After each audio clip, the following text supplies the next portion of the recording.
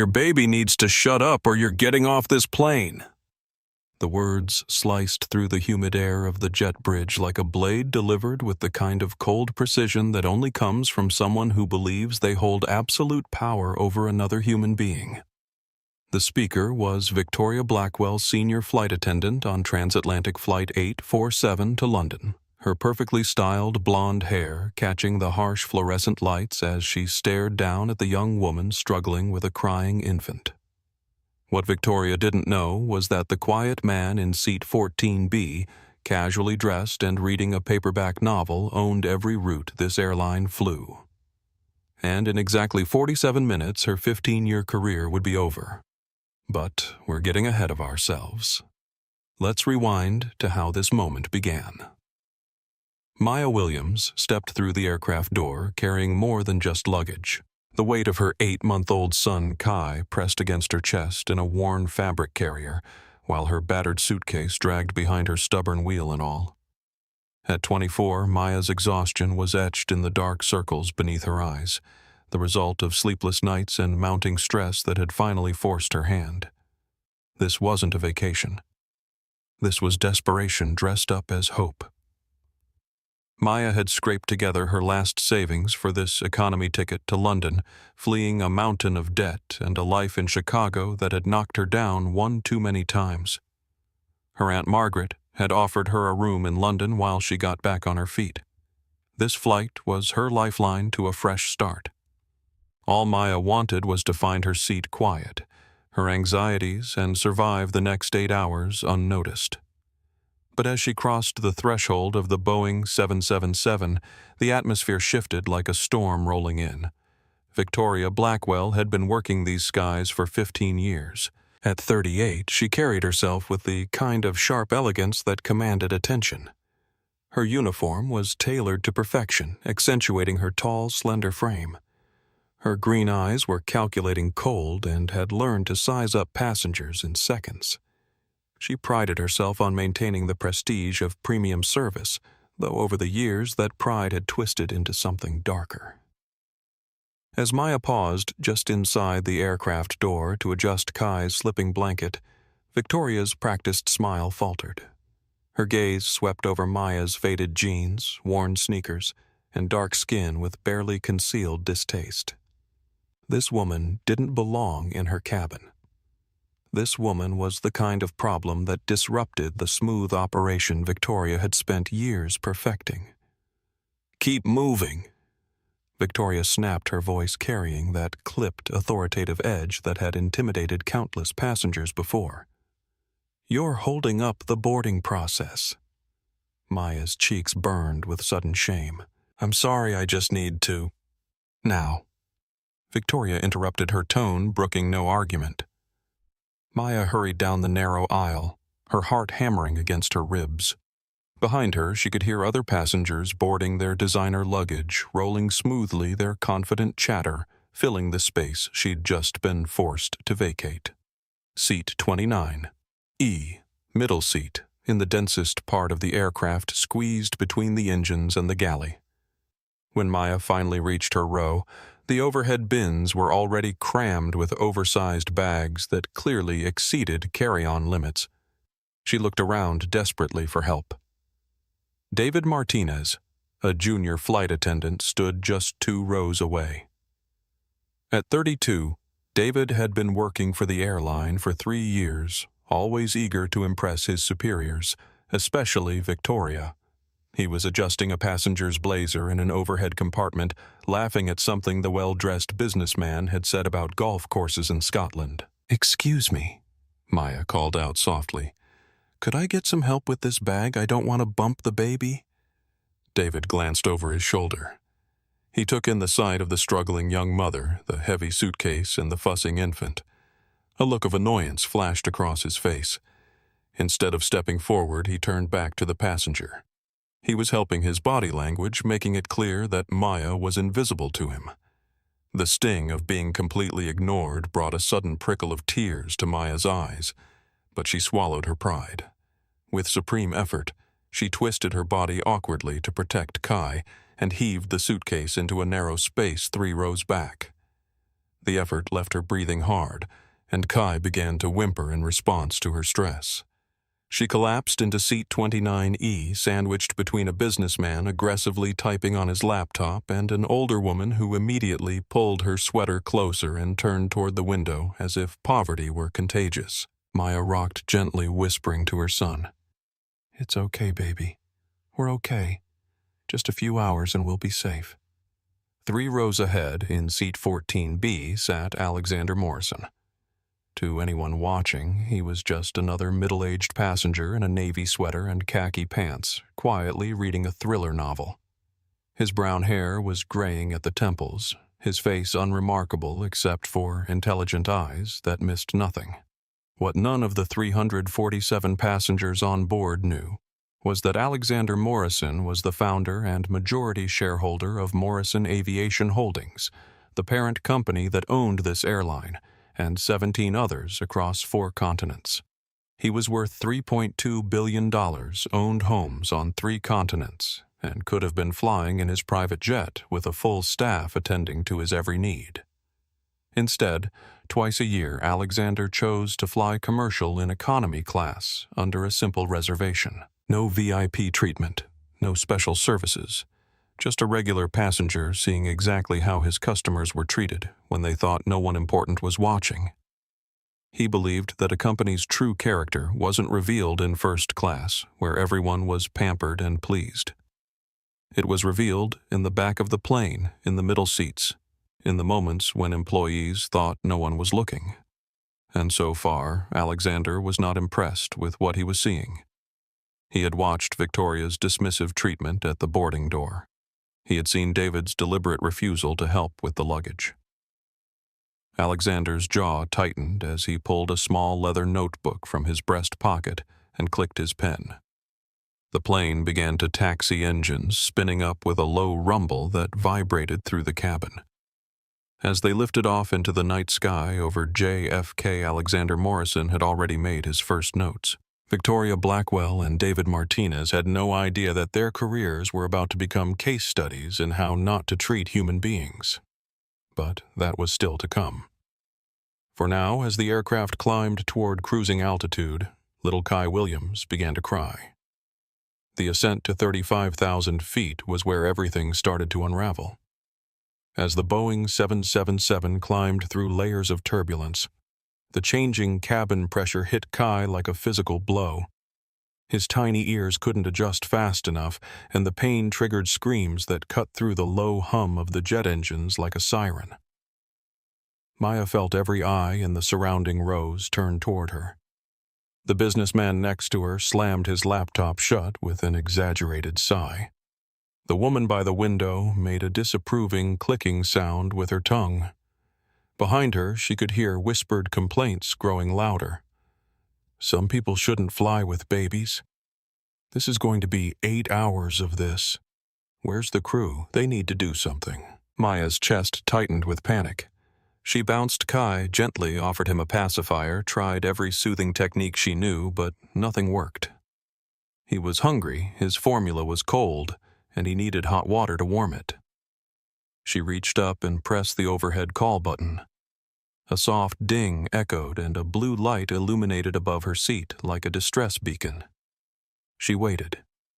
1 minute, 5 minutes, 10 minutes. Up in the forward galley, Victoria Blackwell was taking her time with the post-takeoff checklist.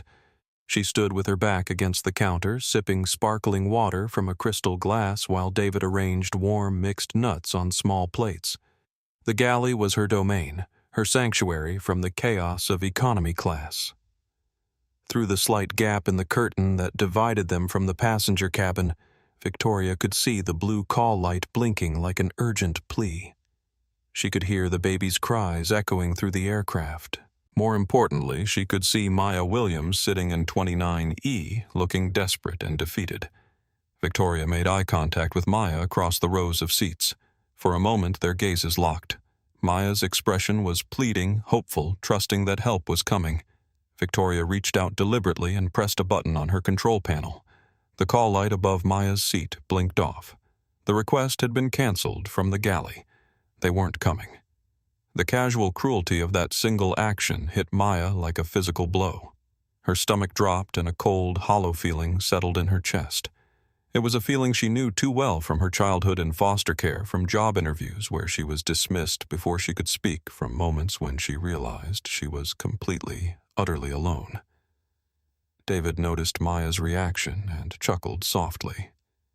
She's finally getting the message. Economy passengers think they can snap their fingers and get premium service, Victoria said, not bothering to lower her voice. It's time someone taught her about boundaries. Meanwhile, Kai's cries had escalated to screams that made other passengers cover their ears. A middle-aged man in the aisle seat across from Maya turned around and glared. "Can't you control that child? People are trying to rest." "I'm trying," Maya whispered, her voice cracking. "He's hungry and the pressure is hurting his ears. I just need to warm his bottle." "Then go do it somewhere else," the man snapped. "We didn't pay for this noise." Maya looked toward the galley again. Victoria and David were now eating from a tray of warm appetizers, completely ignoring the chaos their refusal had created. The message was clear. Maya was on her own. Unable to wait any longer, Maya unbuckled her seatbelt and stood up, clutching Kai to her chest while gripping the cold formula bottle in her free hand. Every step down the aisle felt like walking a gauntlet. Passengers stared openly, some with pity, others with anger, all with the uncomfortable expression of people watching someone else's crisis unfold. When Maya pushed through the curtain into the galley, the temperature seemed to drop 10 degrees. Victoria slowly set down her glass, her posture stiffening like a queen whose throne room had been invaded by a peasant. "Ma'am Victoria," said her voice dripping with condescension, "the seatbelt sign is illuminated. You need to return to your seat immediately." "The sign turned off 5 minutes ago," Maya replied, trying to keep her voice steady despite her trembling hands. "I'm sorry to bother you, but my baby is in pain. He's very hungry. I just need a little hot water to warm his bottle. Could you please help me?" Victoria crossed her arms, her designer uniform pulling tight across her chest. Her green eyes were ice cold as she looked Maya up and down like something she'd scrape off her shoe. "We are currently conducting post-takeoff safety procedures," Victoria stated flatly, making no move toward the hot water dispenser. "We cannot interrupt our protocols for individual requests. Furthermore, the hot water system is reserved for beverage service preparation." It was a blatant lie. The hot water spigot on any commercial aircraft was independent and instantly available. Maya had flown before. She knew how it worked. "Please." Maya begged, her voice dropping to a humiliating whisper.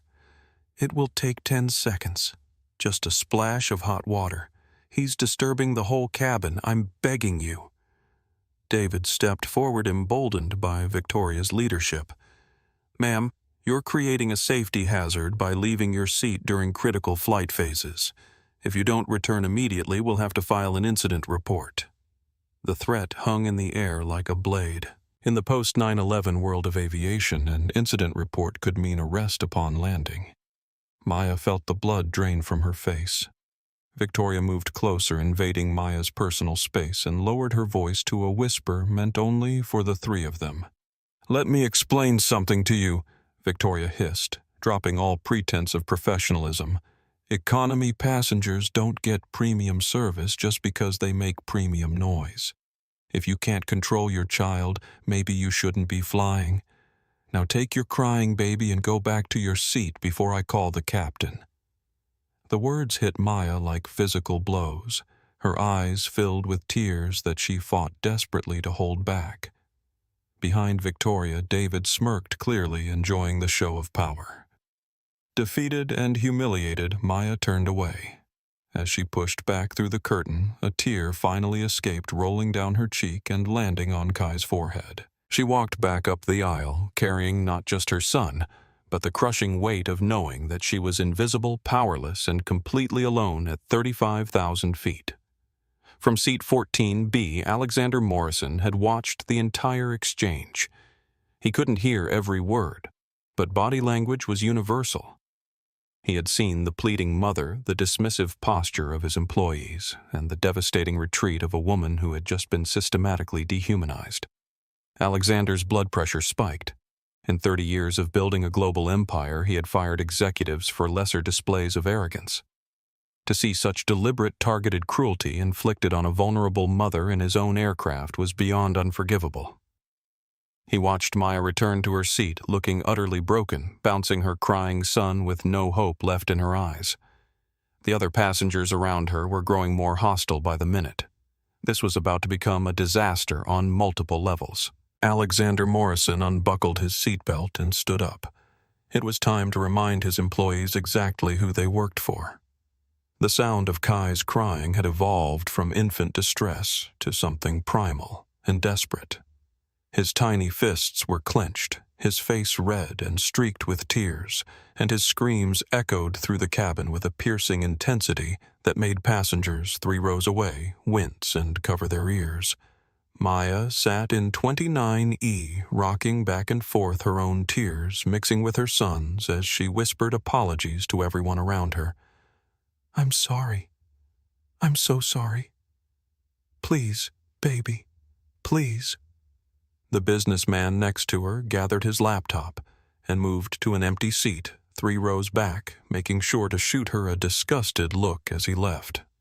The older woman by the window had put in earplugs and was pointedly reading a magazine, her body language radiating disapproval. Behind Maya, a young couple was taking videos on their phones not to help but to post on social media about their nightmare flight. She could hear fragments of their whispered commentary. "Can't believe they let people like this on planes, and should be a crying baby surcharge." From the galley, Victoria watched the chaos unfold with cold satisfaction. This was what happened when economy passengers forgot their place. The woman needed to learn that disrupting her cabin had consequences. "Should we do something?" David asked, though his tone suggested he already knew the answer. "Absolutely not." Victoria replied, taking another sip of her sparkling water. "She created this problem. She can solve it." "We're not babysitters." Maya pressed the call button again. The blue light illuminated a small beacon of hope in her desperate situation. She waited, watching the galley, praying that someone would show mercy. Victoria saw the light. She looked directly at Maya across the cabin, their eyes meeting once more. Maya's expression was pleading, desperate, the look of a mother at the end of her rope. Victoria reached out and canceled the call again. The cruelty of it sent a gasp through the nearby passengers who had witnessed the deliberate rejection. A woman in 27C turned to her husband and whispered, "Did you see that? They're ignoring her on purpose." Maya's composure finally cracked. She buried her face in Kai's blanket and let the tears fall freely. This was worse than anything she had experienced in foster care, worse than being evicted, worse than losing her job. This was public humiliation at its most brutal, and there was no escape. Kai's cries were now affecting the entire cabin. Passengers were pressing flight attendant buttons throughout economy, complaining about the noise demanding action. The cabin pressure was building in more ways than one. Alexander Morrison had seen enough. He closed his book, placed it carefully in the seat pocket in front of him, and stood up. His movement was deliberate, purposeful, carrying the kind of authority that made people instinctively step aside. He walked calmly down the aisle toward the galley, passing Maya's row with a gentle nod that she barely noticed through her tears. Other passengers watched him curiously. In his simple sweater and khakis, he looked like just another economy passenger, probably going to complain about the noise like everyone else. When Alexander pushed through the curtain into the galley, Victoria and David were laughing about something, their earlier annoyance apparently forgotten in the pleasure of their small victory over the presumptuous mother. "Excuse me," Alexander said, his voice carrying a quiet strength that made both flight attendants look up immediately. Victoria's expression shifted to her standard customer service mask, though her eyes remained cold. "Sir, can I help you?" "Yes," Alexander replied, his tone calm but carrying an undercurrent of absolute authority. "I need hot water, now." Victoria sighed dramatically. As I just explained to another passenger, we're in the middle of post-takeoff procedures. You'll need to wait for the beverage service. The beverage service won't begin for another hour, Alexander said evenly. There's a hungry child out there who needs help right now. So you're going to give me hot water immediately. David stepped forward, irritated by the man's commanding tone. He looked Alexander up and down, seeing only a nobody in cheap clothes who thought he could give orders. Sir, you need to understand that we set the policies on this aircraft, not you, David said with newfound confidence. Return to your seat or we'll have to call security. Victoria smiled, sensing an opportunity to flex her authority again. That's right. Economy passengers don't get to make demands. At Victoria, with a gaze so cold, and at Victoria, with a gaze so cold and penetrating, that she unconsciously took a half-step back. Security, Alexander repeated softly, almost to himself. Yes, I think security will definitely be needed when we land. The temperature in the galley seemed to drop. Something in Alexander's tone, his complete lack of fear in the face of their threats, made both flight attendants pause. This wasn't the reaction they were used to. Economy passengers were supposed to cower, apologize, retreat. This man was doing none of those things. What did you say? Victoria demanded, her voice rising sharply. I said, Alexander replied with deadly calm, that you've just made the biggest mistake of your professional life. Without another word, Alexander reached past a stunned Victoria, took a paper cup from the dispenser, placed it under the hot water spigot, and pressed the lever. Steaming water filled the cup in 3 seconds. Victoria and David stood in shocked silence as Alexander turned around, cup in hand, and walked back toward the curtain. You can't just... David started. Alexander paused at the curtain and looked back at them. Actually, I can. And you're about to learn exactly why. He pushed through the curtain and walked straight to row 29, where Maya was still crying quietly, rocking her inconsolable son. Excuse me, Alexander said gently, his entire demeanor transforming from ice-cold authority to warm grandfatherly kindness. I believe you need this. Maya looked up through her tears at the older gentleman standing beside her seat. He was holding a cup of steaming hot water, the thing she had begged for and been denied. For a moment, she couldn't speak. I don't know what to say, she whispered. Thank you. Thank you so much.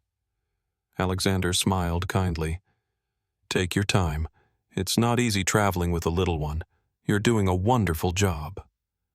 Maya quickly mixed the formula, her hands shaking with relief and exhaustion. Within minutes, the bottle was warm and she offered it to Kai. He latched on immediately, his desperate cries finally stopping as he began to feed. A collective sigh of relief swept through the surrounding rows. The businessman who had moved returned to his original seat. Other passengers smiled and nodded approvingly. The crisis was over. Alexander returned to seat 14B and reached for his phone. He connected to the aircraft's Wi-Fi network and opened his encrypted messaging app. His first message was to his chief operations officer in London, James, execute immediate termination protocol for Flight 847. 2 crew members. Detailed report to follow. His second message was to the head of corporate security. Full incident documentation required. Employee IDs 84920 and 11304. Prepare legal review. His third message was the most important. It went directly to the airline's president. We have a problem that ends tonight. Back in the galley, Victoria was seething. In her 15 years of flying, no economy passenger had ever spoken to her like that. No one had ever taken hot water despite her explicit refusal. This was insubordination of the highest order, and there would be consequences. Can you believe that man? She hissed to David. Walks in here like he owns the plane. We should write him up immediately. David agreed. Interfering with crew duties, accessing galley equipment without permission. That's a federal offense. Victoria smiled coldly. "Oh, he's not getting away with this. And neither is that woman with the baby. They think they can embarrass us and walk away. They have no idea who they're dealing with." She pulled out her crew tablet and began typing an incident report that would have both passengers flagged for future flights. Victoria Blackwell always had the last word. What she didn't know was that Alexander Morrison's messages had already been received. In corporate offices across 2 continents, emergency protocols were being activated. Security teams were being briefed. Legal departments were reviewing employment contracts. The countdown to consequences had begun. The cabin service began an hour later, and Victoria Blackwell was ready for war. She had spent the time crafting what she believed was an airtight incident report detailing the aggressive and threatening behavior of the passenger in 14B and the disruptive and entitled conduct of the woman with the baby. In her mind, she wasn't just protecting her authority, she was protecting the integrity of aviation security itself. Victoria pushed the heavy beverage cart down the aisle with David in tow, her jaw set in determination. She had been challenged twice in one flight, her authority questioned, her rules flouted. It was time to remind everyone exactly who was in charge of this aircraft. When they reached row 29, Maya was finally breathing easily. Kai had finished his bottle and was sleeping peacefully against her chest. His tiny fist curled around her finger. Her throat was parched from stress, and the recycled cabin air, and all she wanted was a simple cup of water to ease the dryness. David served the businessman in the aisle seat first, pouring him a generous glass of red wine with exaggerated courtesy. He then turned to the woman by the window, offering her a selection of beverages with a warm smile. As Maya reached out hopefully, David's hand hovered over the water pitcher.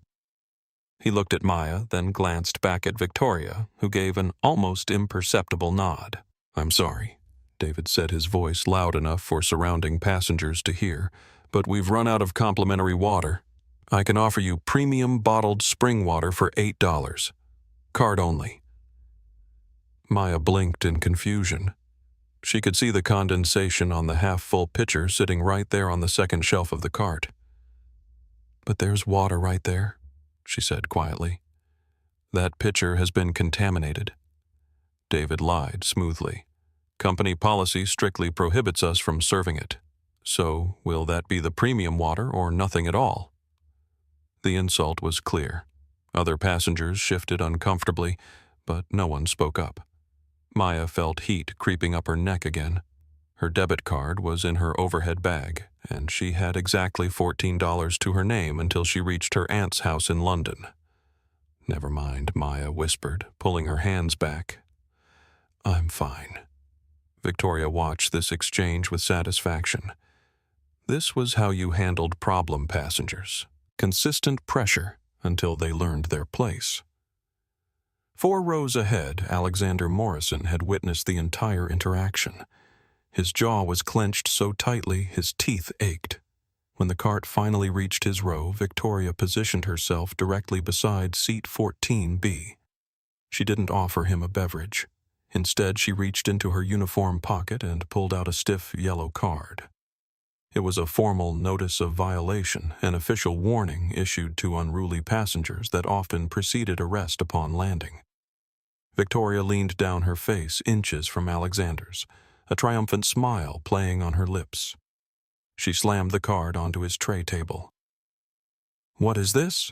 Alexander asked, his voice maintaining that same chilling calm.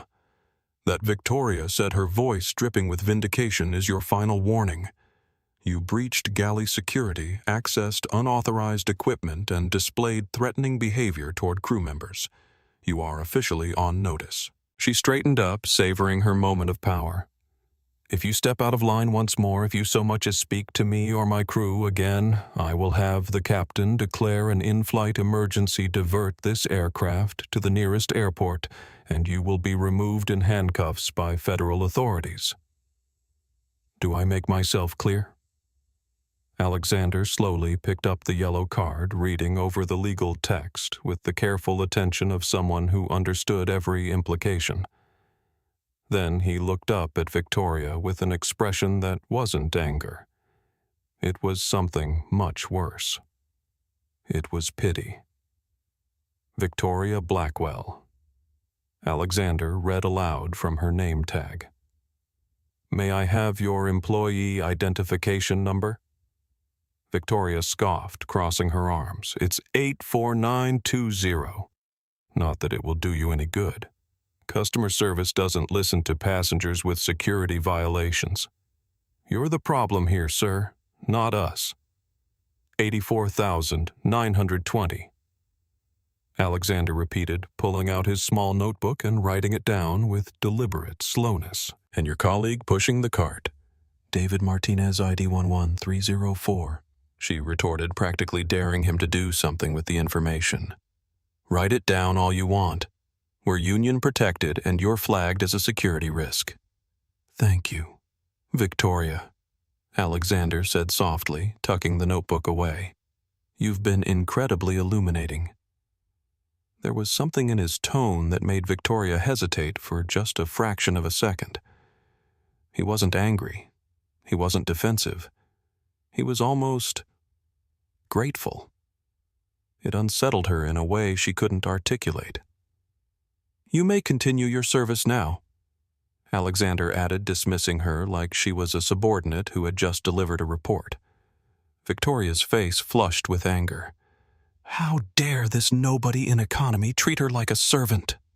She turned on her heel and pushed the cart forward, confident that she had just put an entitled passenger firmly in his place. While Victoria served the next row, Alexander pulled out his phone and began typing another message. This one was more detailed, containing specific employee identification numbers and a direct mandate that would shatter 2 careers before the plane touched down in London. The message went to 3 people simultaneously: the Chief Operations Officer, the Head of Human Resources, and the airline's legal counsel. The subject line was simple but terrifying for those who knew Alexander Morrison's reputation. Zero Tolerance Protocol. Execute immediately. Miles below the North Atlantic stretched endlessly in all directions, dark waters reflecting scattered moonlight. But in the corporate offices of Morrison Aviation Holdings, emergency lights were already flashing. In London, James Crawford, the chief operations officer, was jolted awake by his emergency phone. The custom ringtone meant only one thing. Alexander Morrison needed something done immediately, no questions asked. James fumbled for his glasses and read the message that would end 2 careers. James, currently aboard Flight 847. Senior Flight Attendant, Victoria Blackwell ID, 84920 and Junior FA. David Martinez, ID 11304, have engaged in deliberate discrimination against a passenger with an infant. They denied basic services, canceled legitimate requests, and threatened both the mother and myself when I intervened. This is not poor service. This is malicious conduct that violates every principle our company stands for. Execute immediate termination. Have security meet the aircraft. Document everything. This ends tonight. A.M. James sat up in bed, fully awake now. Alexander Morrison didn't exaggerate. If he was triggering emergency protocols mid-flight, these employees had crossed a line so severe there was no coming back. Within minutes, James was on a conference call with HR Director Sarah Caldwell and the overnight operations manager. Emergency ACARS messages were prepared for transmission to the flight deck. "Get me Captain Williams on secure comms," James ordered. "He needs to know what's coming." High above the Atlantic, Captain Richard Williams was monitoring the autopilot systems when the ACR's printer suddenly clattered to life. The encrypted message that emerged would change everything. Urgent. Flight deck only. Captain Williams, be advised Company Chairman Alexander Morrison is aboard your aircraft incognito in seat 14B. Senior Purser Victoria Blackwell has committed gross misconduct requiring immediate termination. Relieve her of duties immediately. Confine to crew rest area. Do not disclose VIP identity until after relief of command. Security and HR will meet aircraft at Heathrow. Authorization, James Crawford, COO. Captain Williams stared at the message, his mind racing. Alexander Morrison, the billionaire owner of the airline, was sitting in economy class, and somehow Victoria Blackwell had managed to trigger a corporate execution order while flying over the ocean. He had known Victoria for years. She was technically competent, but had a reputation for arrogance that had caused problems before. Apparently, she had finally pushed the wrong person. The worst possible person. Williams reached for the interphone that connected directly to the galley. When Victoria answered, her voice carried that familiar note of barely controlled superiority. "This is the captain, Williams," said carefully. "I need you and David on the flight deck immediately." "Is everything all right?" Captain Victoria asked, annoyance creeping into her voice. "We're still in the middle of service. Now, Victoria, secure the carts and get up here." As Victoria and David made their way to the cockpit, neither had any idea they were walking into a trap of their own making.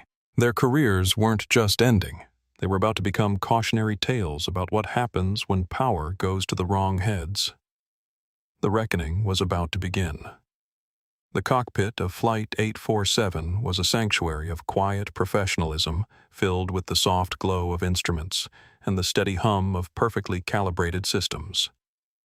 When Victoria Blackwell and David Martinez stepped through the reinforced door, they carried themselves with the casual confidence of employees who believed they had just successfully handled a difficult situation. Victoria had changed into a fresh uniform shirt and reapplied her lipstick. Her blonde hair was perfectly styled, and she walked with the fluid grace of someone who had spent 15 years commanding aircraft cabins. To her mind, she was about to receive recognition for maintaining order during a challenging flight. David followed close behind, his younger features showing a hint of nervous energy, but overall he felt good about backing up his senior colleague. He had learned early in his career that supporting Victoria Blackwell was the key to advancement in this company. "Captain Williams," Victoria said as she settled into the jump seat behind the pilot, her voice carrying that familiar tone of cool professionalism. "If this is about the incidents in the cabin, I want you to know that David and I handled everything by the book." Captain Williams turned slowly in his seat, his weathered face grave. At 57, Richard Williams had been flying commercially for over 3 decades. He had seen crew members fired for far less serious offenses, and he had never enjoyed being the messenger in situations like this. "Tell me about the passenger in 14B," Williams said quietly. Victoria's expression didn't change, but she shifted slightly in her seat. "I issued him a formal violation notice as a result of his disruptive behavior and failure to follow safety protocols. I issued him a formal violation notice as per company guidelines. And the woman with the baby entitled passenger who expected special treatment." David interjected, eager to support Victoria's narrative. "She left her seat during critical flight phases and became belligerent when we explained that we couldn't interrupt safety procedures for individual requests. We followed protocol to the letter," Victoria added firmly. "Both passengers needed to understand that this aircraft operates under professional standards, not passenger whims." Captain Williams reached over to the center console and picked up the thermal ACARS printout. He held it for a moment, looking at both crew members with an expression that mixed disbelief with something approaching sympathy. "Victoria," he said slowly, "I need you to read this message. Read it very carefully." Victoria took the paper with supreme confidence. David leaned in to read over her shoulder. The message was in standard aviation code, but the content was unmistakable. "Urgent.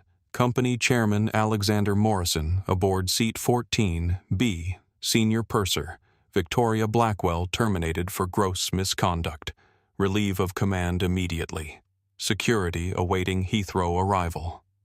The color drained from Victoria's face as if someone had opened a valve. The paper began to tremble in her hands, creating a soft, rattling sound in the quiet cockpit. Her breathing became shallow and rapid. "No," she whispered, her voice barely audible. "This is impossible. That man is in economy. He's wearing a $20 sweater. He can't be. He is, Captain Williams said firmly. Alexander Morrison owns this airline, Victoria. He owns the sky we're flying through. And you just threatened to have him arrested for getting hot water for a hungry baby. David stumbled backward until his back hit the cockpit door. His face had gone completely white, and he looked like he was going to be physically sick. Oh, God, he choked out.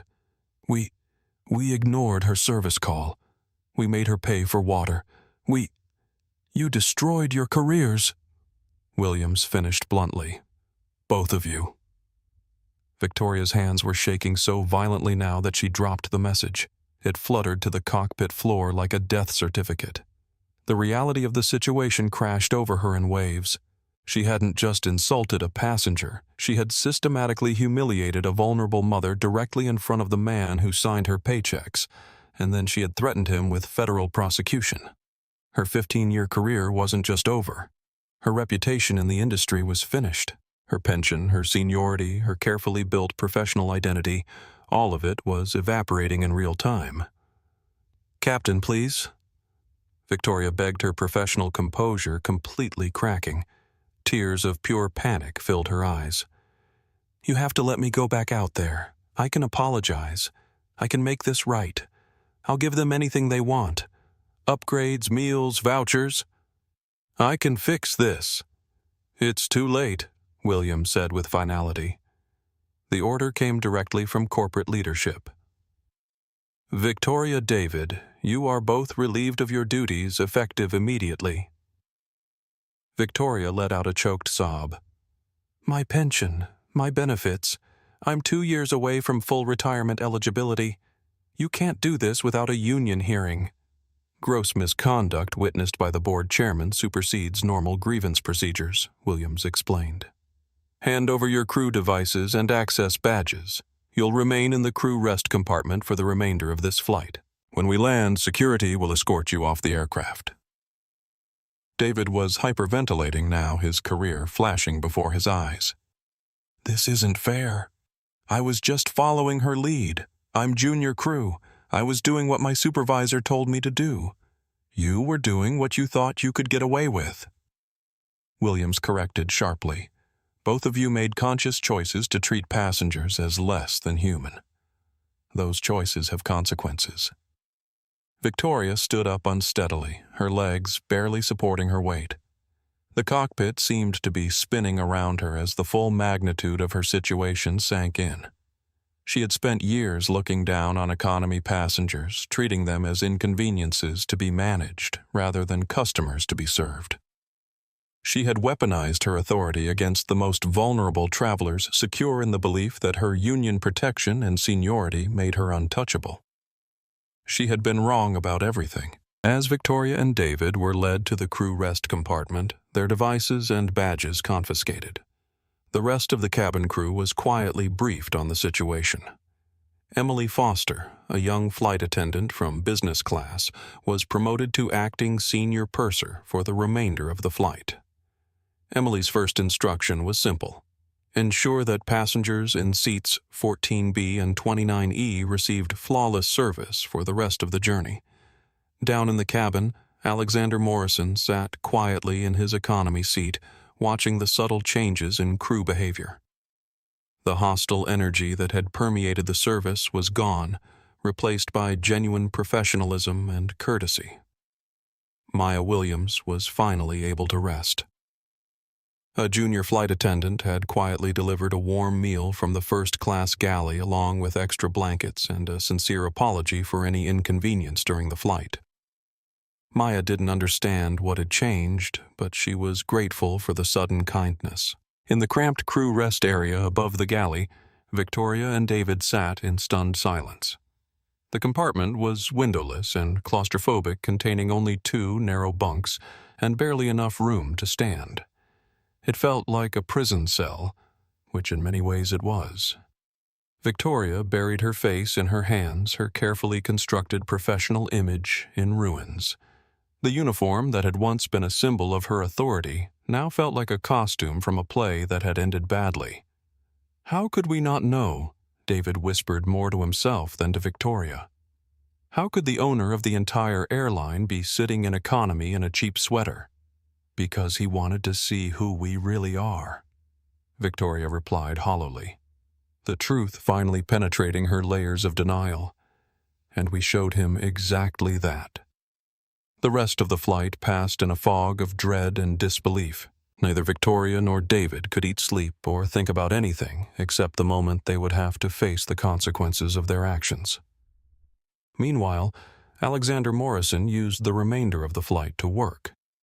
He drafted policy changes, reviewed customer service protocols, and began planning the comprehensive reform that would prevent future incidents like this one. But first, he was going to make sure that Victoria Blackwell and David Martinez became examples that would echo throughout the industry. Their treatment of Maya Williams hadn't just been poor service. It had been a deliberate attempt to dehumanize someone they saw as powerless. That kind of cruelty had no place in his company or anywhere else in the skies. The plane continued its eastward journey through the night, carrying its passengers toward London and carrying 2 former flight attendants toward the end of their careers in aviation. Justice Alexander Morrison had learned long ago wasn't always swift, but when it came, it was absolute. In the glass towers of Morrison Aviation Holdings London headquarters, emergency protocols were cascading through departments like dominoes, falling in perfect sequence. The building's automated systems had detected the unusual pattern of high-priority communications flooding in from multiple time zones, triggering enhanced security measures and executive alert systems. James Crawford, the chief operations officer, had assembled a crisis management team in the secure conference room on the 42nd floor. The room's floor-to-ceiling windows offered a panoramic view of London's skyline, but no one was looking at the scenery. Every eye was focused on the multiple screens displaying real-time data from Flight 847. Status report, James demanded as he entered the room, still adjusting his hastily thrown-on jacket. His normally perfect appearance showed the strain of being summoned from sleep to handle an unprecedented corporate emergency. Sarah Caldwell, the director of human resources, looked up from her tablet. Termination protocols are active for employees 84920 and 11304. Legal has reviewed the chairman's message and confirmed we have grounds for immediate dismissal under the gross misconduct clauses. Security arrangements, James asked. Metropolitan Police Aviation Unit is coordinating with Heathrow Authority, responded Marcus Thompson, head of corporate security. Discreet team will meet the aircraft at the gate. No media presence. We're handling this internally until we decide on public response. James nodded grimly. In his 12 years as COO, he had never seen Alexander Morrison trigger emergency termination protocols from 35,000 feet. The chairman was methodical, careful, and fair to a fault. If he was calling for immediate action while sitting incognito on one of his own aircraft, the misconduct must have been egregious. What do we know about the victims? James asked. Sarah consulted her notes. Maya Williams, 24 single mother traveling with infant to relocate to London. No frequent flyer status economy ticket purchased with personal credit card. No complaints on file. No behavioral flags. And the discrimination they faced. Based on the chairman's preliminary report, denial of basic service, deliberate. Ignoring of service calls. Refusal to provide hot water for infant formula, threats of federal prosecution for requesting help. Sarah's voice carried a note of disgust. Systematic targeting of a vulnerable passenger. The room fell silent. These weren't simple service failures. This was deliberate cruelty designed to humiliate and intimidate. James's phone buzzed with another encrypted message from Alexander James. Additional context. I intervened personally. Crew issued formal violation notice against me for providing assistance. Have complete documentation. Ensure legal reviews, employment contracts for discrimination clauses. This goes beyond termination. A.M. Jesus Christ. James muttered, reading the update aloud. They actually threatened the chairman with arrest for helping a mother with a hungry baby. Marcus Thompson shook his head in disbelief. 15 years Victoria Blackwell has been flying for us, How did we miss this level of bias in our own crew? We're about to find out, Sarah replied, pulling up Victoria's employment file on the main screen. I'm ordering a complete review of all passenger complaints involving both employees. If there's a pattern, we need to know immediately. The data that emerged over the next 20 minutes painted a troubling picture. Victoria Blackwell had been the subject of 14 formal complaints in the past 3 years, all involving attitude problems or unprofessional behavior. The complaints showed a clear pattern. Passengers of color families with young children and economy travelers received noticeably worse treatment. How were these complaints resolved? James asked, his voice growing colder. Standard response protocols, Sarah admitted reluctantly. Verbal warnings, additional training requirements, union-mediated discussions. No escalation to termination review. We failed, James said bluntly. We had the data, we had the complaints, and we failed to act decisively. How many Maya Williams situations did we enable by allowing this pattern to continue? The question hung in the air like an accusation. Everyone in the room understood that Victoria Blackwell's behavior hadn't emerged overnight. It had been tolerated, overlooked, and effectively enabled by a system more focused on avoiding union disputes than protecting passengers.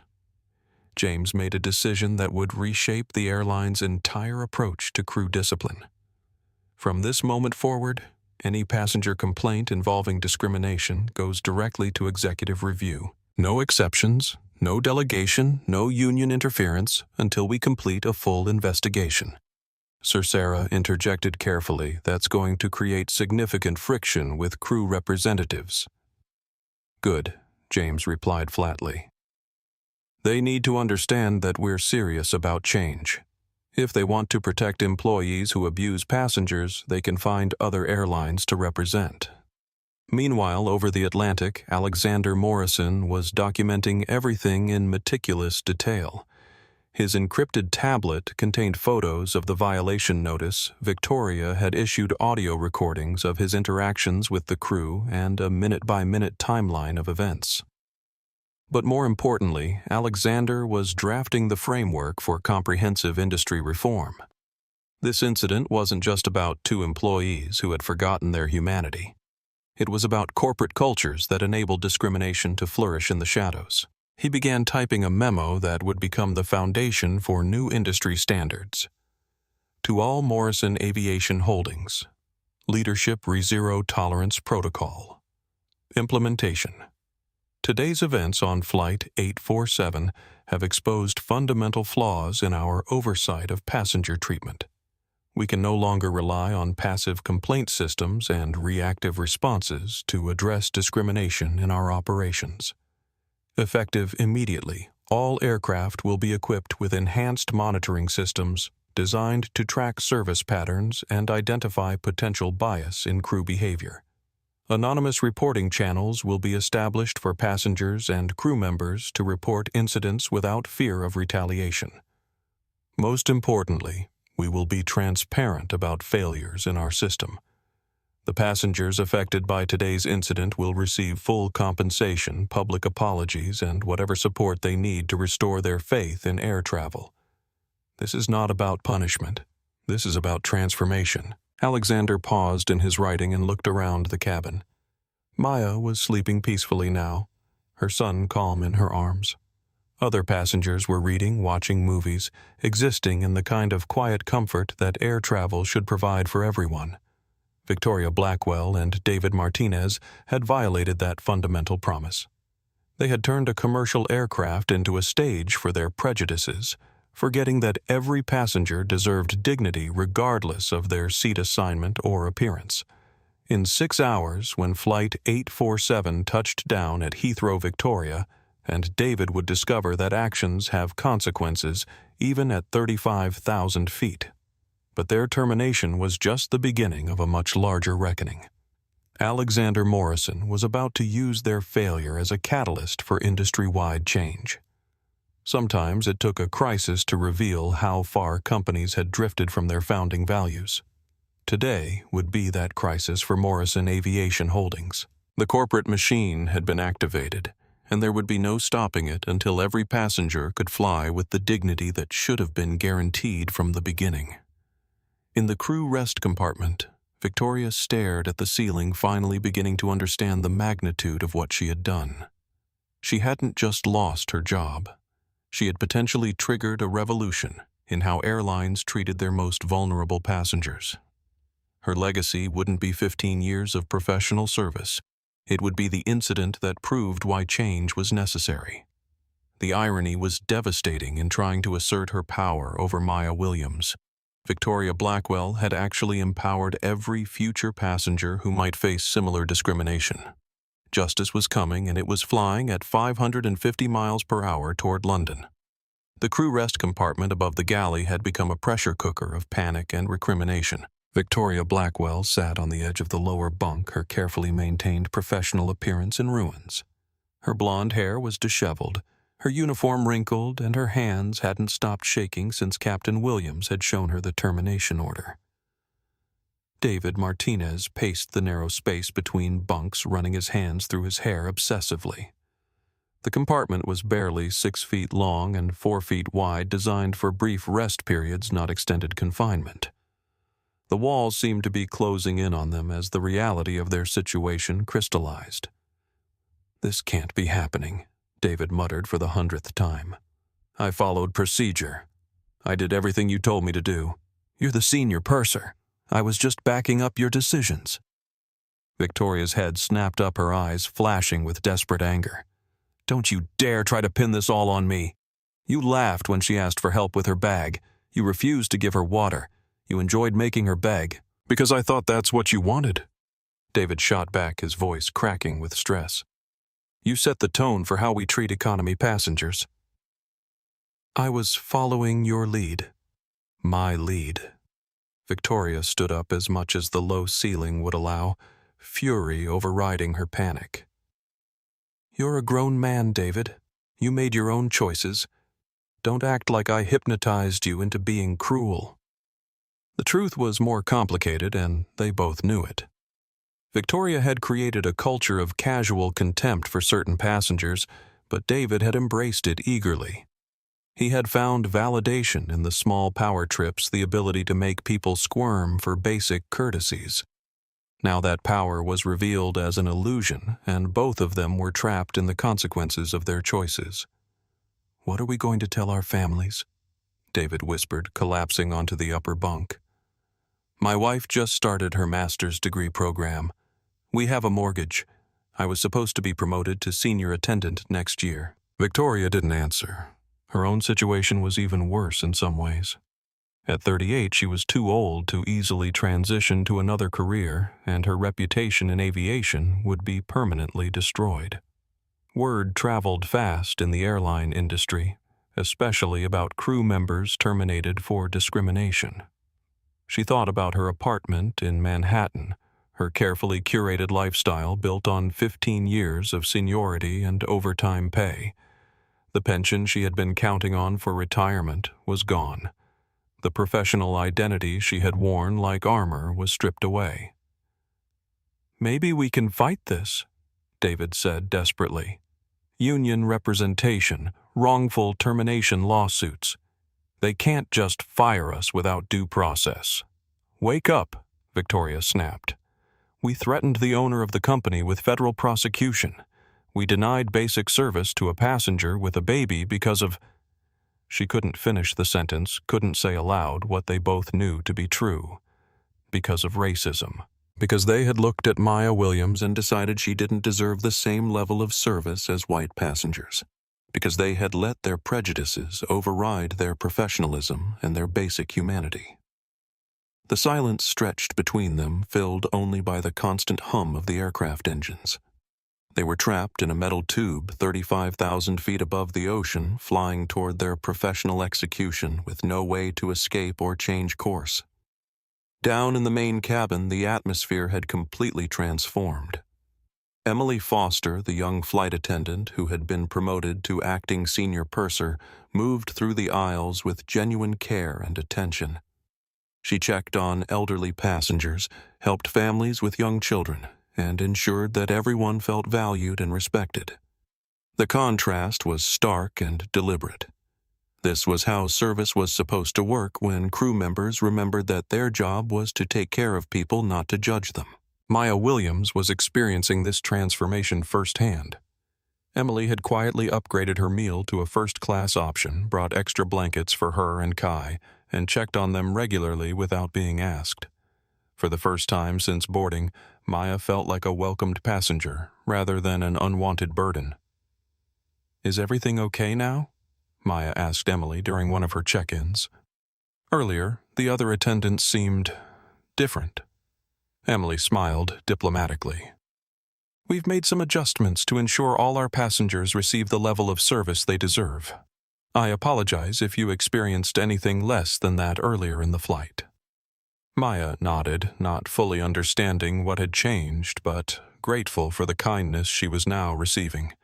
Kai was sleeping peacefully, his earlier distress forgotten, and Maya finally allowed herself to relax and look forward to her new life in London.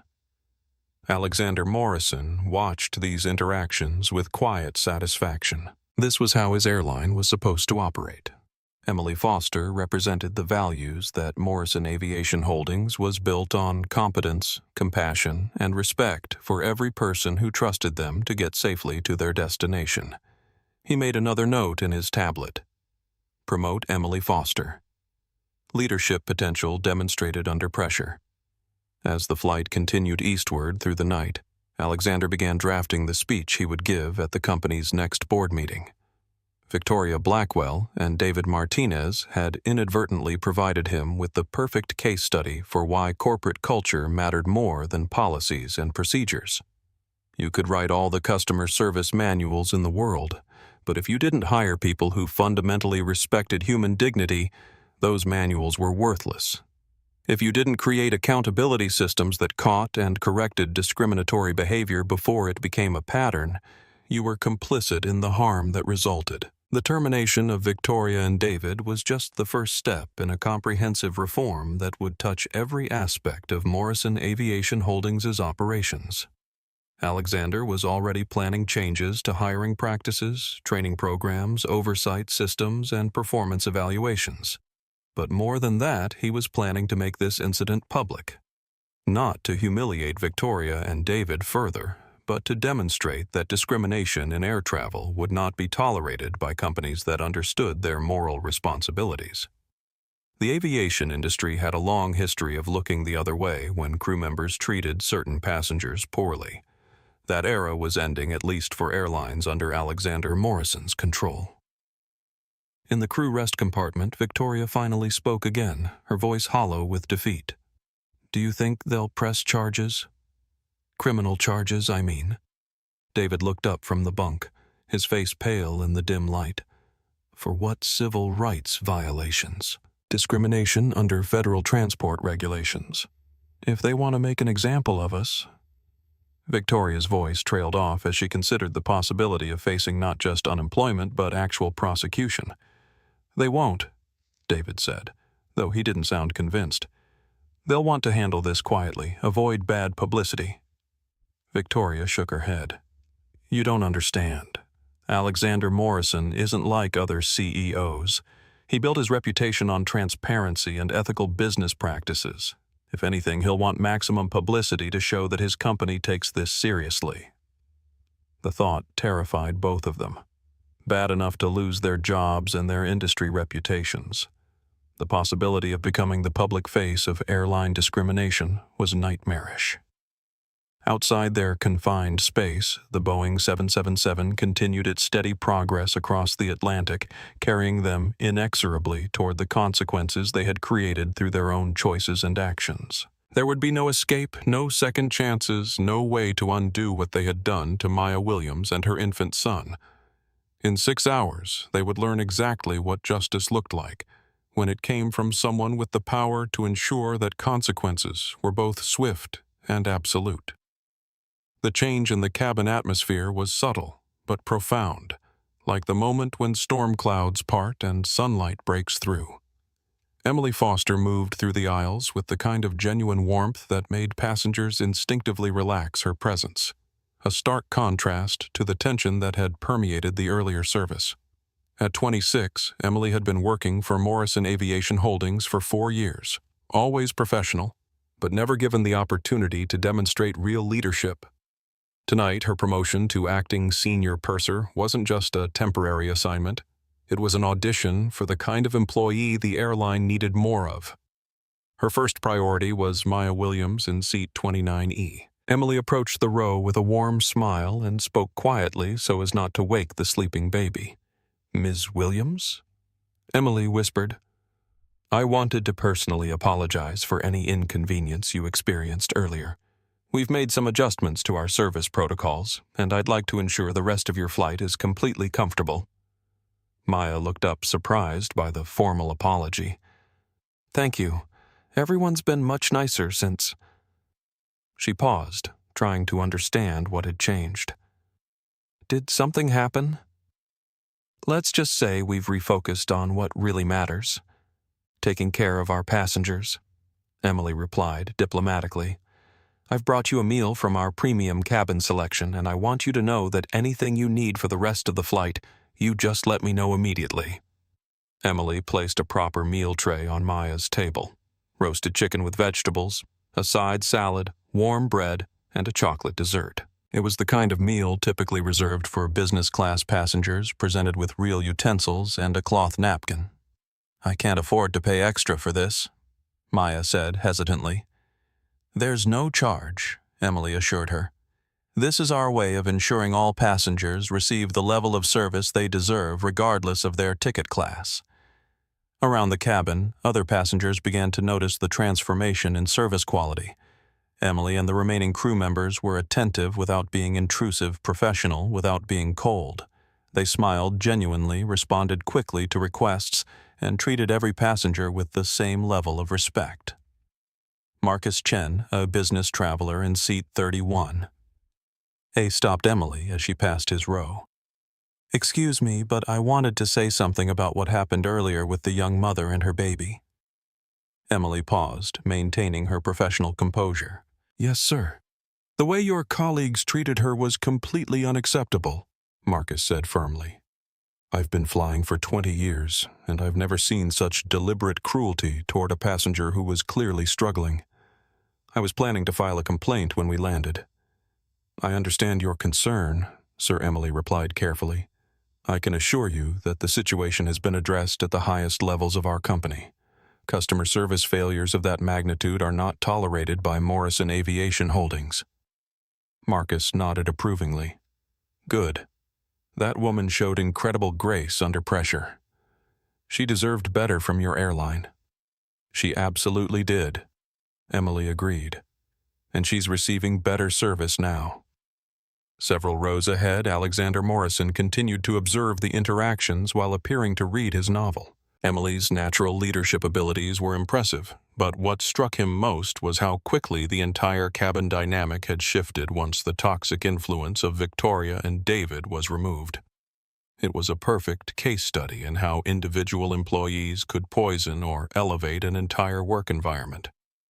Victoria's attitude had infected the service delivery, creating a permissive atmosphere for discrimination and casual cruelty.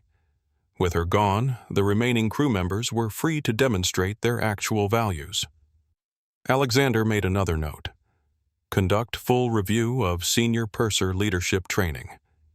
Ensure all supervisory staff understand their role in setting cultural tone. As the flight progressed, passengers began sharing their observations on social media. Twitter and Instagram posts started appearing with comments like, "Amazing service improvement on Morrison Air tonight," and "Shout out to Emily on Flight 847 for showing what customer service should look like." Dr. Jennifer Walsh, a pediatrician traveling in seat 33C, posted a particularly detailed thread about witnessing the discrimination against Maya and then seeing the dramatic improvement in service. Her thread quickly gained traction with hundreds of retweets and comments praising the airline's apparent commitment to addressing problems swiftly. Unknown to the passengers, these social media posts were being monitored in real time by Morrison Aviation Holdings' crisis management team. James Crawford watched the positive sentiment building online with relief. What could have been a public relations disaster was transforming into a case study in corporate accountability. The passengers are noticing the change, Sarah Caldwell reported during their ongoing conference call. Social media sentiment is surprisingly positive. They're giving the airline credit for rapid response to a service failure. Because we actually responded rapidly, James replied. How often do airlines terminate crew members mid-flight for discrimination? This is probably the first time most passengers have seen immediate consequences for bad behavior. Back on the aircraft, Maya Williams was experiencing something she had rarely encountered in her life, being valued and respected by people in positions of authority. Emily checked on her every 30 minutes, brought warm towels for Kai when he woke up briefly, and even arranged for a selection of baby toys from the aircraft's family entertainment kit. "Why are you being so kind to me?" Maya asked during one of Emily's visits. Emily smiled. "Because kindness should be the standard, not the exception. You're a passenger who trusted us to take care of you and your son during a long flight. That's exactly what we should be doing. The other attendants made me feel like I was asking for too much, just wanting to warm a bottle for my baby," Maya said quietly.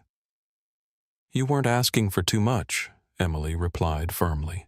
"You were asking for basic human decency. I'm sorry you didn't receive that initially, but I hope the rest of your flight will be a better experience."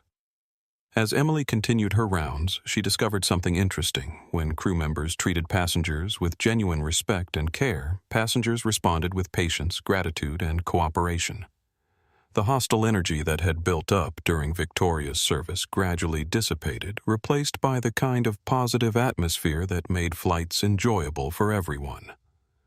A family with 2 young children in row 35 thanked Emily repeatedly for helping them organize their carry-on bags.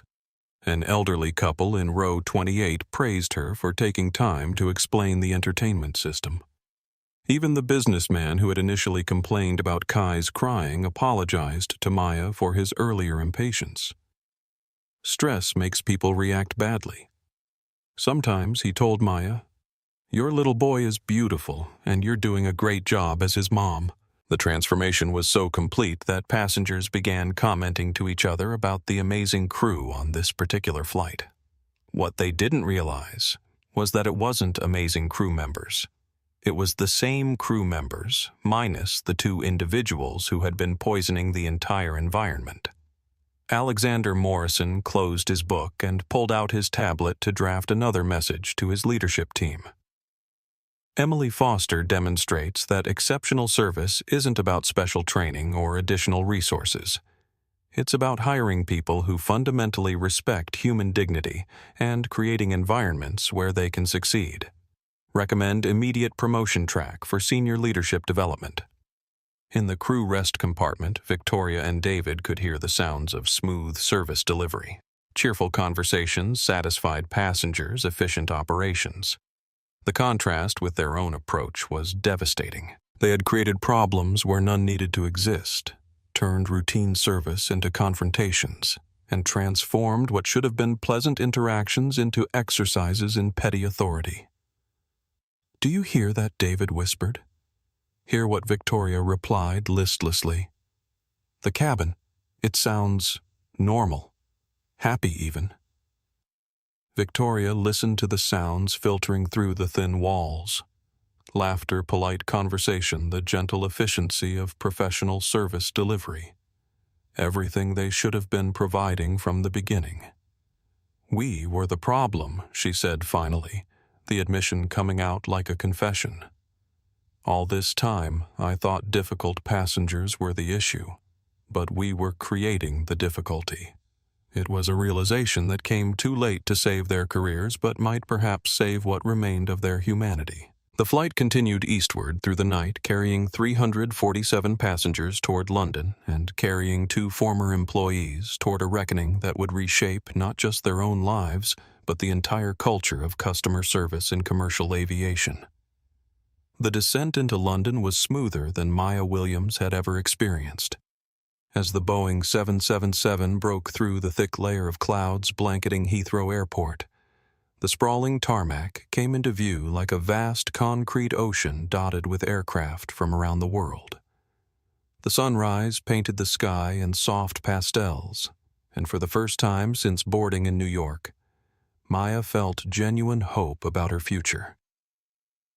Kai had slept peacefully for the last 3 hours, and Emily Foster had continued to check on them regularly, bringing extra blankets and even a small stuffed airplane toy for when the baby woke up.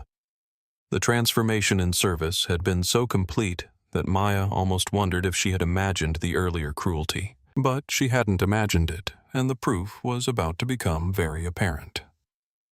Flight 847 didn't taxi to a standard gate at Terminal 5. Instead, air traffic control directed the aircraft to a remote stand, an isolated area of tarmac far from the main terminal where passengers couldn't be seen by airport crowds or media. As Captain Williams brought the massive aircraft to a stop and the engines wound down to silence, his voice came over the cabin intercom with an unusual message. "Ladies and gentlemen, this is your captain. Welcome to London Heathrow. Before you retrieve your belongings and prepare to disembark, I need to ask everyone to remain seated with your seatbelts fastened. We have a brief administrative matter to attend to before connecting the jet bridge. This will only take a few minutes, and we appreciate your patience." A murmur of confusion rippled through the cabin. Passengers looked at each other with puzzled expressions. Maya tightened her grip on Kai, a spike of anxiety hitting her. Were they going to arrest her? Had Victoria actually followed through on her threats? Outside the aircraft, a convoy of vehicles approached the plane with purposeful efficiency. 2 black Mercedes sedans led the procession, followed by a white van marked with the Morrison Aviation Holdings corporate logo. Behind them came a marked Metropolitan Police vehicle, its blue lights reflecting off the wet tarmac. The lead sedan disgorged 3 figures who moved with the crisp authority of corporate executives handling a crisis. Victoria Caldwell, the Director of Human Resources, stepped out first, her gray suit immaculate despite the early hour. She carried a thick leather portfolio and walked with the determined stride of someone about to deliver very bad news to very deserving recipients. Behind her came Marcus Thompson, head of corporate security, a former RAF officer whose military bearing was evident in every step. His role today wasn't to provide protection. It was to ensure that everything that happened was properly documented and legally bulletproof. The third figure was Inspector Caroline Mitchell from the Metropolitan Police Aviation Unit. She wasn't here to make arrests, but British aviation law required police presence when crew members were terminated for gross misconduct aboard international flights. Inside the aircraft, Emily Foster received a brief radio message from the flight deck. She nodded to her team and moved toward the crew rest compartment with the steady professionalism that had marked her performance throughout the flight. She climbed the narrow stairs and knocked softly on the compartment door. "Victoria, David, I need you to come down to the main cabin. Company representatives are here to see you." Victoria Blackwell's face had gone completely white. In the cramped space, she had spent the last few hours cycling through denial, anger bargaining, and now was settling into a numb acceptance of her fate. David Martinez looked like he hadn't slept at all, his young face aged by stress and the weight of consequences he had never imagined could be so severe. They descended the stairs into the main cabin like condemned prisoners walking to execution. Every passenger watched their progress with curious eyes. Word had spread through the cabin that something significant was happening, though most people didn't understand exactly what. Maya Williams watched from seat 29E as the 2 flight attendants who had humiliated her walked slowly toward the front of the aircraft. Victoria's perfect hair was disheveled, her uniform wrinkled, and her hands were visibly shaking. David kept his eyes on the floor, unable to meet the gaze of any passenger. The walk from the rear galley to the forward door took less than a minute, but it felt like an eternity. Every step was witnessed by passengers who had seen Victoria's arrogance and David's casual cruelty just hours earlier. Now they saw those same individuals stripped of their authority and facing the consequences of their actions. when Victoria and David reached the forward galley. Victoria Caldwell was waiting with her leather portfolio open to display official termination documents. Began her voice carrying clearly through the quiet cabin. You are hereby terminated from your employment with Morrison Aviation Holdings, effective immediately. The words hit Victoria like physical blows. Her knees nearly buckled and she had to grab the galley counter to steady herself. This termination is classified as dismissal for gross misconduct. Caldwell continued, specifically citing discriminatory behavior toward passengers, abuse of authority, and conduct incompatible with company values and legal standards. Victoria tried to speak, her voice barely a whisper. Please, I have 15 years with this company. You can't just... Section 4.3 of your employment contract specifically allows for immediate termination when misconduct is witnessed by board-level executives, Caldwell interrupted. Chairman Morrison's direct testimony provides grounds that supersede normal grievance procedures.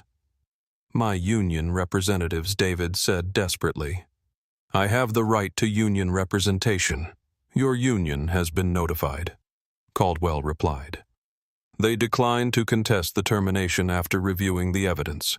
Your access cards, uniforms, and all company property must be surrendered immediately. Inspector Mitchell stepped forward with 2 evidence bags. Your company identification access badges and crew devices, please. Victoria's hands shook uncontrollably as she removed her wings, pin, her access badge, and the crew tablet that had been her connection to the airline's operational systems.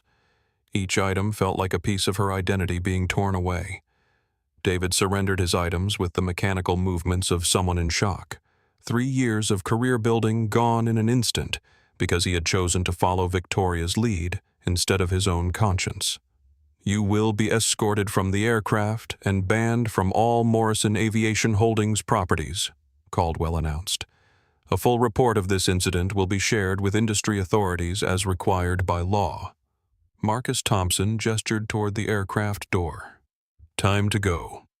Victoria and David were led off the aircraft by Inspector Mitchell, walking down the metal stairs to the waiting police vehicle. Their termination was complete.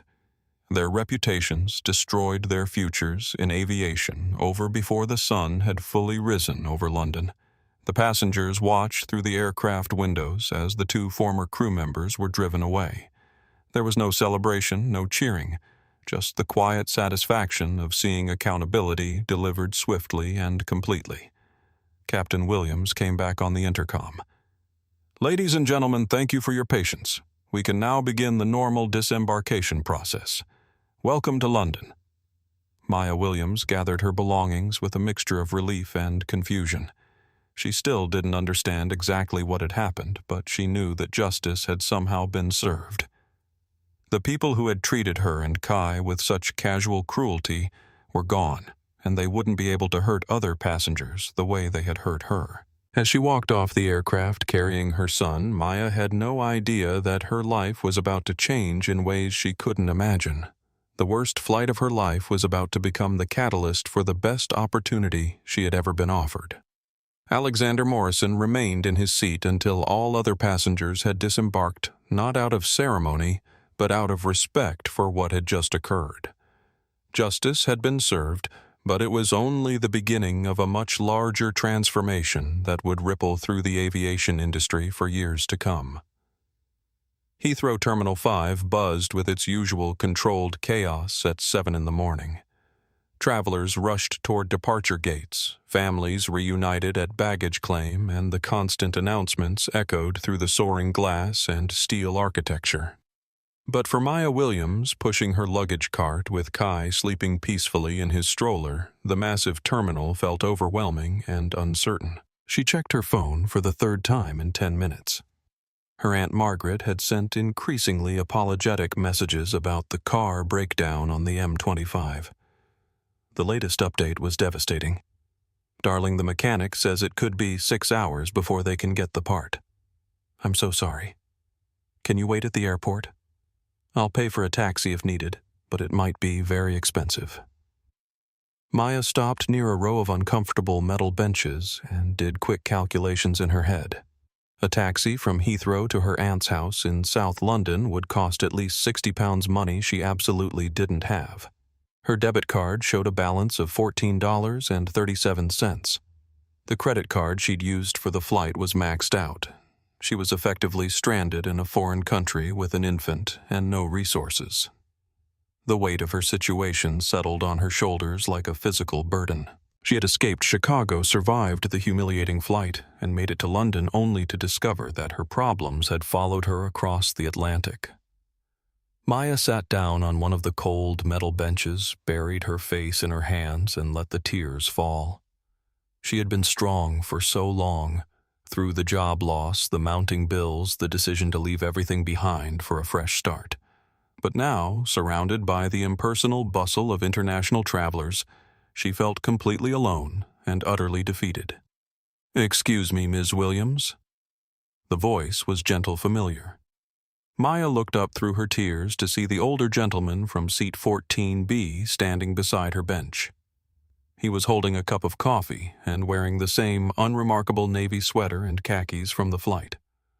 In the harsh fluorescent lighting of the terminal, he looked like any other middle-aged traveler. "I'm sorry to intrude," he said, taking a seat beside her on the bench. "I couldn't help but notice you looked stranded. Is your family not here to meet you?" Maya wiped her eyes with the back of her hand. "My aunt's car broke down on the highway. She's stuck waiting for a mechanic. I'll figure something out. Thank you again for what you did on the plane. I still don't understand what happened, but I know you helped me when no one else would." The man smiled, his expression warm and grandfatherly. "You would have survived without my help because you're clearly a very strong mother. But you shouldn't have had to endure what those crew members put you through. They were just doing their jobs, I guess," Maya said, though her voice carried doubt. "No," the man replied firmly. "They were abusing their authority. What they did to you and your son was deliberately cruel, and it violated every principle of decent human behavior." Maya studied his face, confused by the conviction in his voice. "You seem to know a lot about airline policies." The man paused, seeming to weigh his words carefully. "Miss Williams, I owe you a profound apology, not just as a fellow passenger, but as someone who bears responsibility for what happened to you." "I don't understand." "My name is Alexander Morrison," he said quietly. "I am the founder and owner of Morrison Aviation Holdings, which owns the airline we just flew on." Maya's jaw dropped. The coffee cup slipped from her nerveless fingers, clattering onto the terminal floor and splashing hot liquid across the tiles. She stared at the man's unremarkable appearance, trying to reconcile it with what he had just told her. "You own the airline," she whispered. "I do. And the crew members who treated you with such contempt were my employees. Their behavior was a direct reflection of failures in my company's hiring, training, and oversight systems." Maya's mind reeled. "But you were in economy class, in a middle seat. You look like a regular passenger," Alexander finished, which was exactly the point.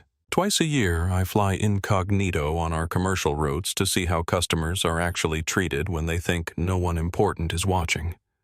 And you saw everything," Maya said, understanding beginning to dawn. "I saw everything. The denial of basic service.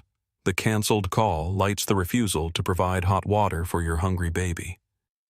I saw 2 employees systematically dehumanize you because they thought they could get away with it." Maya felt a surge of vindication mixed with disbelief. "That's why they disappeared from the cabin. That's why the service suddenly improved. Victoria Blackwell and David Martinez were terminated mid-flight," Alexander confirmed. "They were escorted off the aircraft by security and will never work in aviation again. Their behavior was not just poor service. It was discrimination, and my company has zero tolerance for that."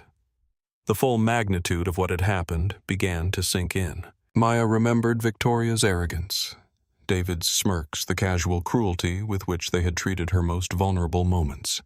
Now she understood that their punishment had been swift and absolute.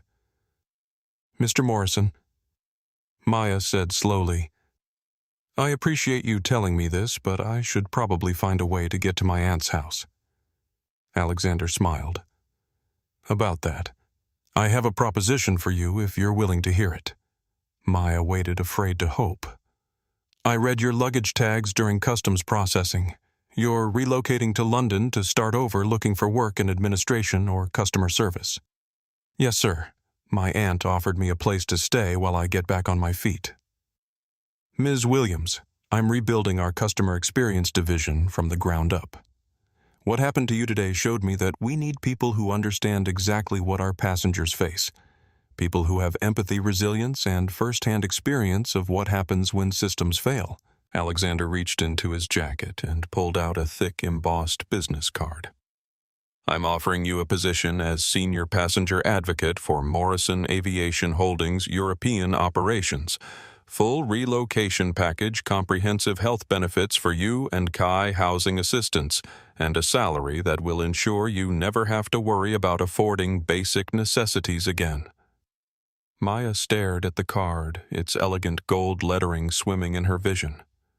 "Mr. Morrison, I don't have a college degree. I don't have corporate experience. I was barely keeping my head above water in Chicago." "You have something much more valuable," Alexander replied. "You have character. You showed grace under pressure when my employees were trying to break your spirit. You maintained your dignity when they attempted to strip it away. I can teach you corporate procedures. I cannot teach people how to care about others." Before Maya could respond, a man in a sharp black suit approached them. "Mr. Morrison, your car is ready when you are." "Thank you, Thomas." Alexander stood up and buttoned his coat. "Thomas, Miss Williams' transportation to her aunt's house has fallen through. Please arrange for our second car to take her and baby Kai safely to their destination and ensure they're completely settled." "Of course," Sir Thomas replied with the efficiency of someone accustomed to handling his employer's requests. Alexander looked down at Maya one last time. "Rest this weekend, Ms. Williams. Explore London. Let yourself believe that good things can happen to good people. I'll see you Monday morning at our headquarters in Canary Wharf." As the billionaire walked away, disappearing into the crowd of morning travelers, Maya looked down at her sleeping son and then at the business card in her trembling hand. Morrison Aviation Holdings. Alexander Morrison, Chairman and CEO. An address in one of London's most prestigious business districts. For the first time in years, Maya Williams smiled with genuine joy. The darkest flight of her life had just become the brightest opportunity she could have imagined. Justice had not only been served, it had opened a door to a future she had never dared to dream possible. Kai stirred in his stroller and opened his eyes, looking up at his mother with the trusting expression that had kept her going through the hardest times. "We're going to be okay, baby," she whispered. "We're finally going to be okay." The transformation was complete. From the humiliation of economy seat 29E to a corporate position with one of the world's largest aviation companies, Maya's journey had taken her from despair to hope in less than 12 hours. Sometimes justice came in unexpected forms, delivered by unlikely allies who understood that true power meant using it to lift others up rather than tear them down. The Morrison Aviation Holdings headquarters in Canary Wharf stood like a gleaming monument to corporate success, its 48 floors of glass and steel reflecting the gray London sky. In the top-floor conference room, Alexander Morrison stood before the largest gathering of aviation industry leaders in recent memory. The emergency summit he had called had drawn CEOs, safety officials, union representatives, and government regulators from across Europe and North America. The room buzzed with speculation. When Alexander Morrison called an industry-wide meeting with less than 48 hours' notice, something significant was about to happen. "Ladies and gentlemen," Alexander began, his voice carrying the quiet authority that had built a global empire 24 hours ago. I witnessed something that should be impossible in modern commercial aviation. I watched my own employees systematically discriminate against a passenger based on her race, her economic status, and her status as a single mother. The room fell silent. This was not the typical corporate presentation they had expected. This wasn't poor training or a simple service failure. This was deliberate cruelty designed to humiliate a vulnerable woman who had done nothing wrong except request basic assistance while traveling with an infant. Alexander clicked a remote, and the wall-mounted screens around the room displayed a timeline of events from Flight 847. Every interaction had been documented in painful detail. Victoria Blackwell and David Martinez were terminated immediately, but their actions represent a larger failure within our industry. We have created cultures where discrimination can flourish in the shadows, protected by union contracts and enabled by inadequate oversight. Sarah Chen, CEO of Global Airways, leaned forward. Alexander, individual bad actors exist in every industry. You can't reshape aviation policy based on one incident. One incident? Alexander's voice sharpened. Sarah, in the past 6 months, your airline has received over 200 discrimination complaints. Transatlantic Air has received 150. European Sky has received 312. These aren't isolated incidents. They're patterns we've collectively chosen to ignore.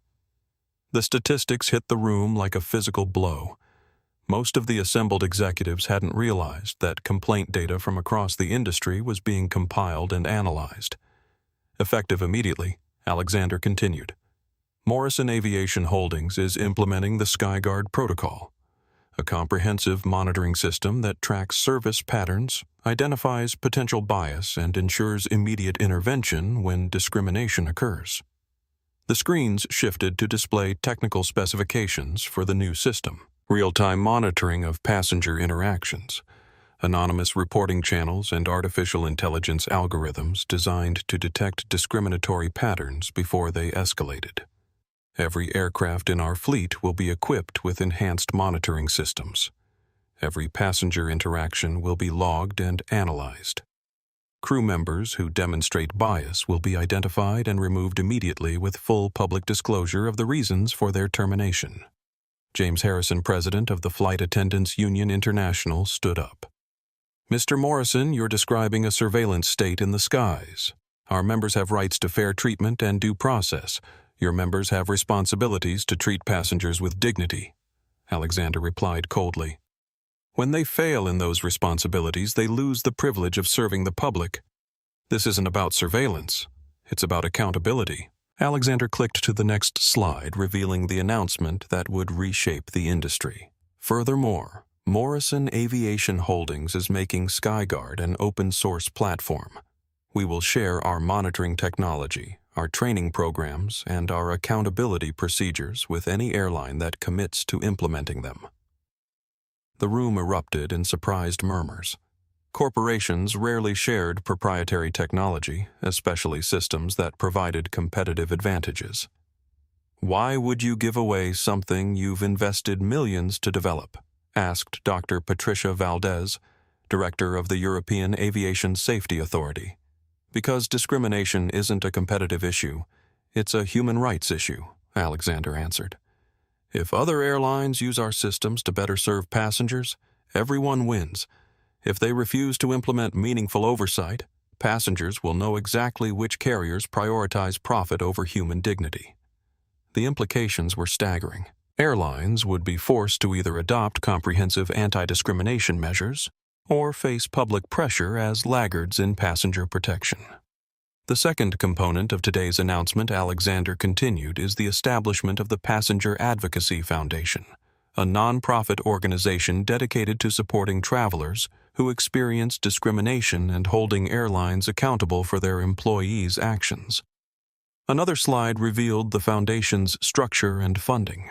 Morrison Aviation Holdings would provide initial funding of $50 million with additional contributions from airlines that joined the SkyGuard consortium. Maya Williams, the passenger who was discriminated against on Flight 847, will serve as the Foundation's first Director of Passenger Relations. She understands firsthand what it means to be powerless in the face of institutional bias, and she has the perspective necessary to ensure real change occurs. Alexander paused, looking around the room at faces that ranged from impressed to concerned to outright hostile. Some of you are thinking that this is an overreaction to a single incident. Others are calculating how these changes might affect your profit margins or your labor relations. But I want you to understand something fundamental. The woman on Flight 847 could be your daughter, your wife, your mother. The discrimination she faced wasn't an anomaly. It was a system working exactly as we've allowed it to work. The screens displayed a photograph that had been taken during the flight. Maya Williams crying in seat 29E while holding her hungry baby surrounded by hostile passengers, completely alone in her distress. "This is what failure looks like," Alexander said quietly. A young mother reduced to tears by employees who had forgotten that their job was to serve, not to judge. This is what we've enabled through inadequate training, poor oversight, and cultures that prioritize authority over empathy. The photograph disappeared, replaced by an image of Maya in a professional suit standing in Morrison Aviation Holdings' London headquarters with a confident smile. This is what success looks like. A woman who survived discrimination and chose to use her experience to prevent others from facing the same treatment. Maya Williams represents the future of passenger advocacy, someone who understands both the problem and the solution. Alexander set down his remote and faced the assembled executives directly. Today marks the beginning of a new era in commercial aviation. Airlines that embrace comprehensive reform, transparent accountability, and genuine respect for passengers will thrive. Those that continue to enable discrimination will find themselves increasingly isolated in a marketplace that demands better. The choice is yours. You can join us in building an industry that serves everyone with dignity, or you can explain to your shareholders why your competitors are gaining market share by treating customers like human beings. The meeting concluded with a simple but powerful commitment. Alexander Morrison had just used his company's incident as a catalyst for industry-wide transformation, turning corporate embarrassment into a platform for social change. As the executives filed out of the conference room, many were already on their phones with their own leadership teams discussing implementation timelines for similar reforms. The competitive pressure Alexander had created would force rapid adoption across the industry. Maya Williams watched the presentation from the Foundation's new offices one floor below. In less than a week, she had gone from struggling single mother to the public face of aviation reform. The irony wasn't lost on her. Victoria Blackwell's attempt to humiliate her had actually elevated her to a position where she could prevent similar treatment for millions of future passengers. Justice Maya had learned sometimes came in forms you never expected, delivered by people who understood that true power meant using it to protect those who couldn't protect themselves. The aviation industry would never be the same, and it would all trace back to one flight attendant who forgot that basic human decency wasn't negotiable, and one passenger who had the courage to maintain her dignity in the face of deliberate cruelty. Maya Williams stood in the gleaming boardroom of Morrison Aviation Holdings' London headquarters, addressing a gathering of airline executives from across 3 continents. Her transformation was complete. From the exhausted, desperate mother in economy seat 29E to the confident, authoritative voice of passenger advocacy who now helped shape industry policy. The SkyGuard system has processed over 2 million passenger interactions in its first 6 months. Maya reported, her voice carrying the kind of quiet authority that commanded attention. We've identified and addressed 847 instances of potential discrimination before they escalated, and passenger satisfaction scores across participating airlines have increased by an average of 23%. She clicked to the next slide, showing real-time data from flights around the world. More importantly, we've fundamentally changed the culture of customer service. When crew members know their actions are being monitored and measured, they tend to remember that their job is to serve passengers, not judge them. From his seat at the head of the conference table, Alexander Morrison watched Maya with quiet pride. The woman who had been reduced to tears by his employees' cruelty had become the most effective advocate for airline passengers in the industry's history. "What about the original crew members?" asked Janet Foster, CEO of Pacific Airlines. "Have there been any legal consequences beyond termination?"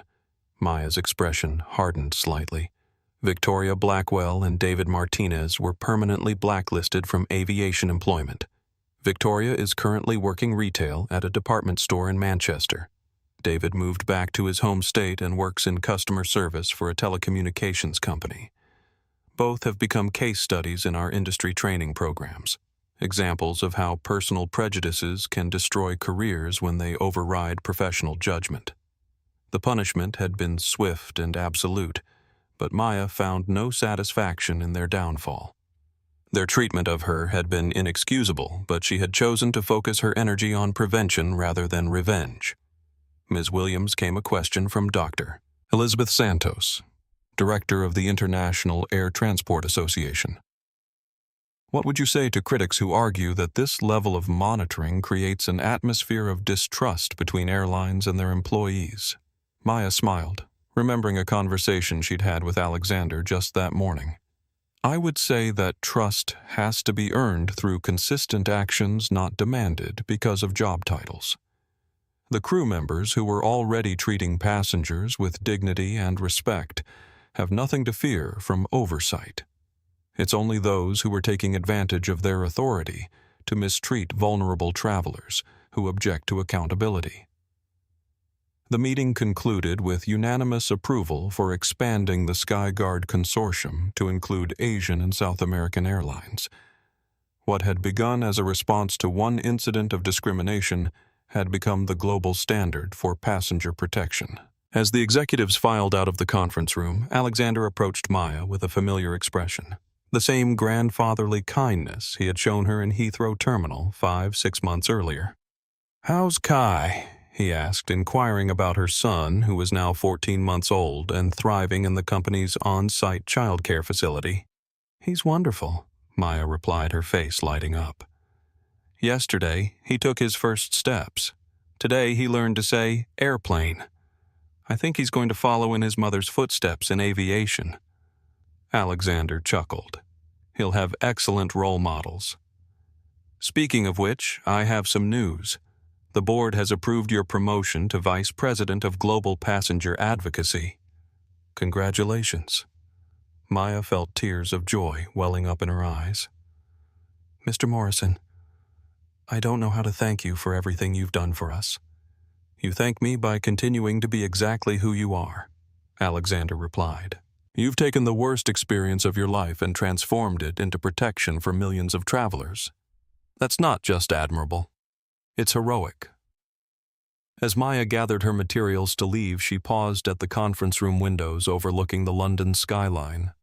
In the distance, she could see aircraft approaching Heathrow Airport in their orderly patterns, carrying passengers who would receive better treatment because of changes that began with her humiliation in seat 29E. Later that evening, Maya sat in her comfortable flat in South London reading bedtime stories to Kai. Her Aunt Margaret, who had become an integral part of their small family, was preparing tea in the kitchen. Mama Airplane Kai declared, pointing to a picture in his book. "That's right, sweetheart," Maya said, kissing his forehead. "Mama works with airplanes to make sure all the passengers are treated nicely." As she tucked Kai into his crib, Maya reflected on the journey that had brought them here. The discrimination she had faced on Flight 847 had been painful, humiliating, and unjust. But it had also been the catalyst for changes that would protect countless other passengers from experiencing similar treatment. Victoria Blackwell and David Martinez had thought they were demonstrating their power when they denied her basic human courtesy. Instead, they had revealed the weakness of a system that allowed personal prejudices to override professional obligations. Their failure had become the foundation for Maya's success, their cruelty transformed into her opportunity to serve others. Justice, Maya had learned, wasn't always immediate or obvious. Sometimes it came disguised as opportunity, delivered by people who understood that true strength meant lifting others up rather than tearing them down. The aviation industry was safer, more welcoming, and more accountable because of changes that began with one crying baby, one cup of hot water, and one billionaire who chose to use his power to protect rather than punish. As airplanes continued their patterns overhead, carrying passengers who would never know how much better their journey was because of what Maya Williams had endured and overcome, she smiled and prepared for another day of making sure that dignity in air travel wasn't a privilege but a right. Personal Channel Owner Perspective. This story reminds us that dignity isn't a luxury. It's a basic human right that every person deserves, regardless of their circumstances. Victoria and David forgot that their uniforms were meant to serve, not intimidate. They weaponized their small authority against someone they saw as powerless, never imagining that true power often comes disguised in ordinary clothes and quiet voices. Maya's grace under pressure and Alexander's quiet justice show us that the best response to cruelty isn't revenge. It's making sure it never happens to anyone else again. The aviation industry is better today because one mother refused to let discrimination define her future, and one billionaire understood that his wealth meant nothing if he couldn't use it to protect the vulnerable. The next time you see someone struggling, remember kindness costs nothing but cruelty can cost everything. And you never know who's watching, taking notes, and planning to ensure that justice is served at 35,000 feet.